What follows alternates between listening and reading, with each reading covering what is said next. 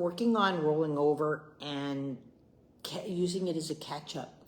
I'm really glad when people come here because the greatest gift you can give yourself with your baby is time. And this whole attitude that's out there about babies are individuals, they'll get it when they get it. My argument is you didn't have your baby assessed. So to assume they're going to get it, 1/3 of our kids are in some kind of services, special needs. Every baby should be evaluated. Every baby. They could have had a stroke in utero. There's genetics. There's so many. I can't even begin to tell you the things that could happen. But in most governments, it's really 9 months to 12 months that they start looking at this. And a lot of people start asking their doctors about behavioral. Well, behavioral is not medical. And that's also what people don't understand. People just assume, okay, this doctor, the pediatrician, seen 30,000 babies, they know. But if there's no medical behind it, your child is not going to start jumping up the food chain, meaning getting to neurology or something like that. They are there for medical reasons, not for developmental reasons. And this is perplexing to parents because they want guidance on both. It's not how the system works. Yes, you get some rare gems, but it's not how the system works. Even when my son was regressed to a 3-month level, there was no conversation about my son's development. It was all medical based. And I understand, and I say this all the time, there's medical and there's movement, but they have to be interconnected. Everybody thinks medical, but still the baby will figure it out. That being said, help with rolling over. So great. You came to work on catch up and it's happening because you're doing it. Your baby, if they're not getting it, is not going to do it on their own the way it's meant to be. And you can see this with the catch-up. So the rolling over is happening, but the arm is getting stuck, and I'm going to explain why.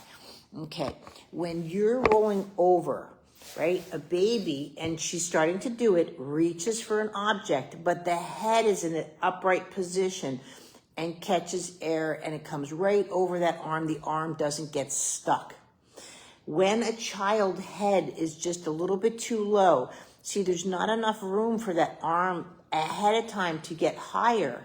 See how I'm down here? And so that's what happens. And now my arm's stuck. And then they have to adjust their head lift.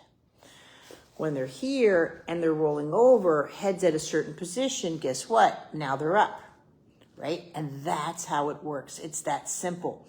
Down here, arm stuck. Up here, arm in position.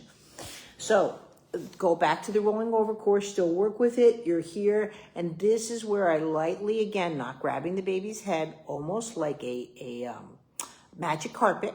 And I'm right here. And I'm just going to be working on that synchronicity, right? See how the head and the pubic bones are all going together. And that's how it's synchronized. You will not see the head go first. You're not going to see the tush go first. You're not going to see any of that. It needs to be nice and synchronized, because when it's synchronized, it can go backwards, your baby, and can go forwards. And that is a true rolling over. They're not falling out of position, which I see so much. Oh, that's where you get, my baby now can roll to their back. No, they fell to their back. It's about quality.